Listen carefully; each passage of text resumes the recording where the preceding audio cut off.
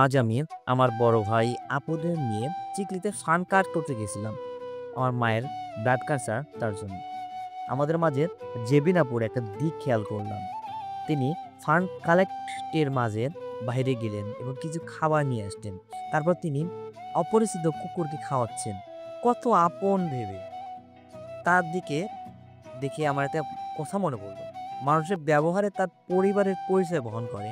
প্রশ্রয় দিলে মাথায় ওঠে, সমাদর করলে খিসামত ভাবে, সৎ উপদেশ দিলে ঘুরে বসে, উপকার করলে অস্বীকার করে। সুখের কথায় হিংসা বাড়ে, ভালোবাসলে সুযোগ খোঁজে, বিশ্বাস করলে ক্ষতি করে, স্বার্থ ফুরালে কেটে পড়ে।